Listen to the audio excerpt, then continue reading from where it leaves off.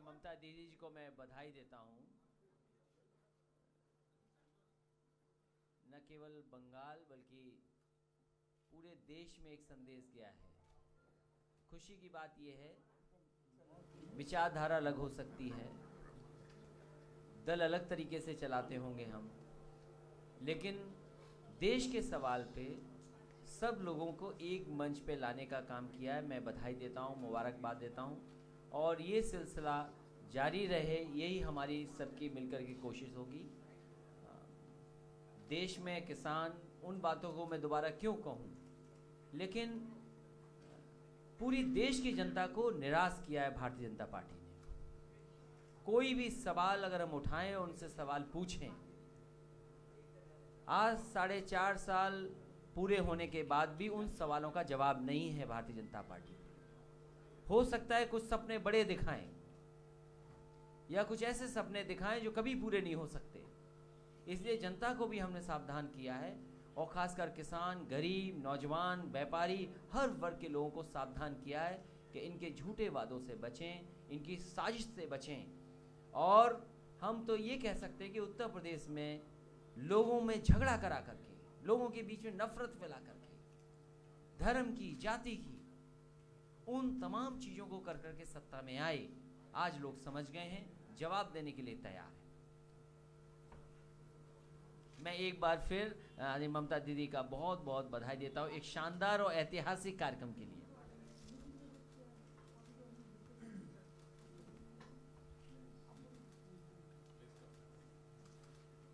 मैं अपने आप को अखिलेश जी ने जो अभी बातें कही हैं उनसे संबद्ध करता हूं, इसलिए उनको कोई रिपीट नहीं करूंगा।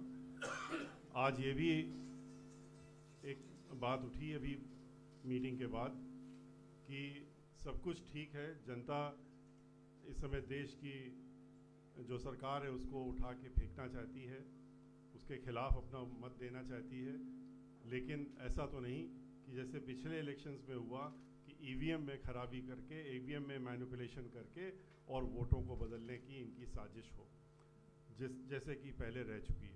इसलिए उसके लिए भी हम लोगों को सजग रहना पड़ेगा और इसको लेकर के एक मत बन रहा है कि सभी पार्टियां मिलकर के और इलेक्शन कमीशन के सामने जा कर के इस बात को उनके सामने रखेंगे और अपने ईवीएम में किस तरीके से पहले गड़बड़ी की गई हैं और आगे किस चीज़ तरह से उसको रोका जा सकता है, इसके संबंध में अपनी बात उनके सामने रखने का काम करेंगे।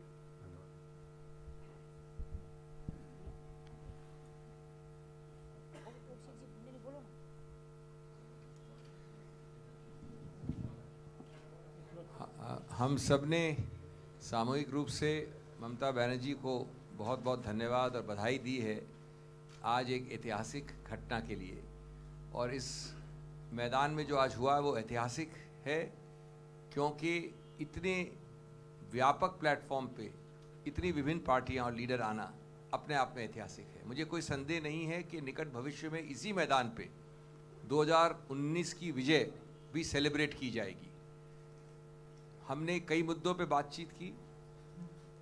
मुख्य बात थी कि जिस प्रकार से भारत की परिभाषा को बदला जा रहा है इतने कम समय में और जिस प्रकार से भारत की जो अस्मिता है उसको बदला जा रहा है, उससे बचाना आवश्यक है और उसी तरफ हम लोग सब जुटे हैं।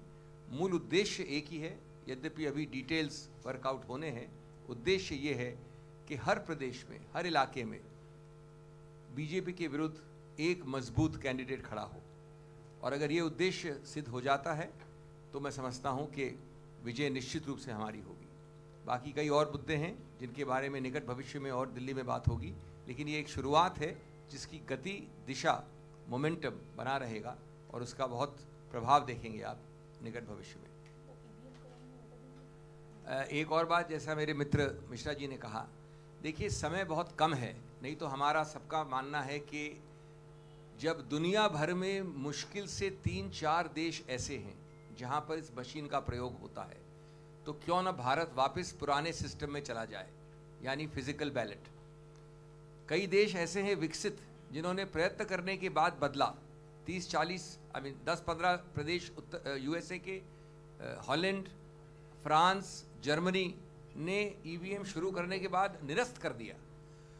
तो वैसे उद्देश्य हमारा है कि वापस फिजिकल बैलेट पे जाना, लेकिन चूंकि समय कम है, लेकिन चूंकि चुनाव अब लगभग 2 महीने दूर हैं, इसलिए कम से कम न्यूनतम हमारी मांग होने वाली निकट भविष्य में कि हर मशीन में, जैसा कि वायदा हो चुका है उच्चतम न्यायालय में, 100% मशीनों में पेपर ट्रेल की व्यवस्था होनी चाहिए, वीवीपीएटी की, जो कि चुनाव आयोग मान गया है।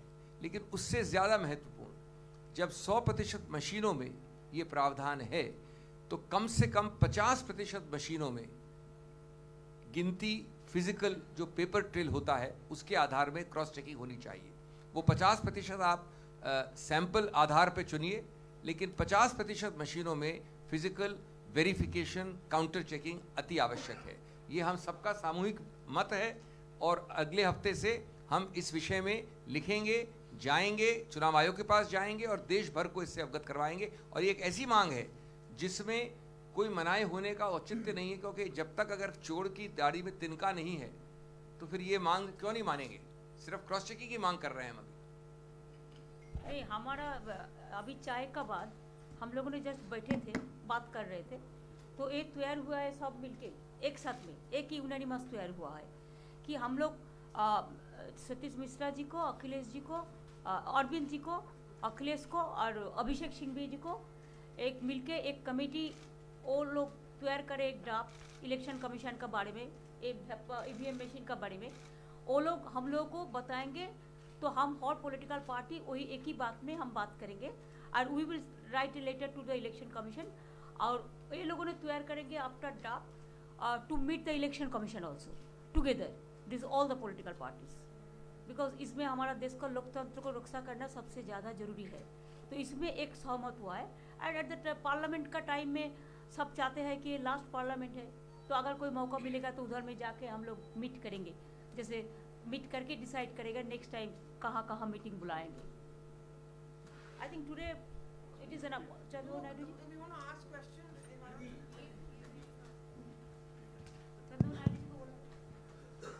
No, we are very happy today. We really appreciate Madam Mamta ji for organizing historic meeting. This is going to transform India, and also country is in danger. We have to save the country. Democracy is under threat. We have to protect democracy. Divide and rule. Now we have to unite India. That is the order of the day. If you see, people are fighting within communities or within the region or within the states, like that everywhere they are dividing, hatred campaign is going on. All these things should go. There is a earlier secular compulsion. There is a political compulsion. There is a democratic compulsion now. If you save democracy, then everybody will talk, you write, or you show our messages. But there is no democracy, nobody can do anything. That is very, very important. This meeting, I am totally confident, mood of the people is totally with us. They have decided. Now all leaders put together how to take forward, we are working together.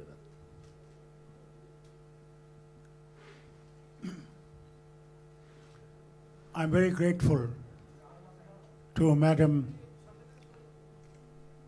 Mamta Banerjee for inviting us all to Kolkata. We want free and fair election, which is vital. If in free and fair election he will win, we accept it. But we will never accept if the election is won on fraudulent basis. We have a great fear of this machine. Great fear. I'm telling you very frankly. That is why all of us have thought that something has to be done and has to be done immediately. The Chief Minister of Delhi has been raising it for a long time. Kejriwal ji, that this machine should be dispensed with and we should go back to the original system of paper ballot. Well, that is not possible now. We all realize the time is very short. But we want the Election Commission to guarantee a free and fair poll. And for that, as Mamta ji has done, 4 of them will be our guides as far as what they decide. Akhilesh ji, Sharma ji, my friend, all of these people will work on it. And I hope it is done soon because time is very short. Here I'll request media also. You are vital for India's democracy. You are vital to protect sovereignty and dignity of this nation. You are vital. That is why we are against the curbs, if at all ever put on you, because you are vital to guide us also. Let me tell you very frankly, we can make mistakes. But the minute you raise a voice, we realize that something is going wrong. I hope to God that now you will look into this when the election process starts and you will look and see injustice is not done to the voter or to the candidate. This is vital. You are spread all over. Therefore, my request is, if you want to save this nation, not only for yourself, for the children who are not even born, I want you to protect the fundamental principles of our Constitution. Our Constitution is under threat. I'm telling you, it's under threat. I hope we don't have a situation where suddenly Hitler rises, Goebbels rises, and then forever we will be under. Therefore, to you I request, hand-folded request. Now everybody is to leave because they have their own flight time. So please excuse us today because from morning they are here. So if you ask so many questions, they will not be able to reply because they have the flight time. No, there are so many technical problems are there. That's why this 4-man will look into all these cases and they will guide us. Okay, the Prime Minister has reacted, the BJP has reacted. They've called them 2 words. One, they've called you all Nawabs of negativity, and second, they said it's a coming together of all the cranky, losing forces. Are we Nawab or servant? Are we Nawab or bonded labor? Kya hai? We are the free citizen of this country. Why we say like this? किसको नवाब किसको बोलने चाहते हैं? नवाब तो जमींदार को बोलते हैं. No, madam. You wanted to be servants.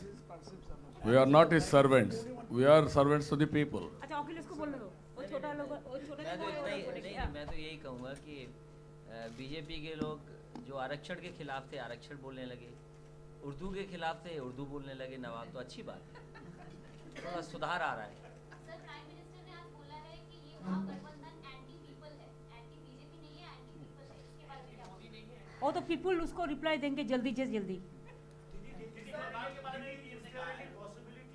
हम तो खुशी है, हमारे बारे में कहा है. Very good. क्या है?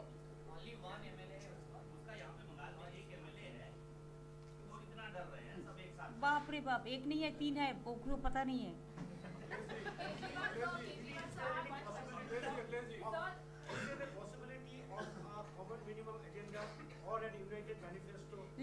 Let all sit together. That is not the problem, I think.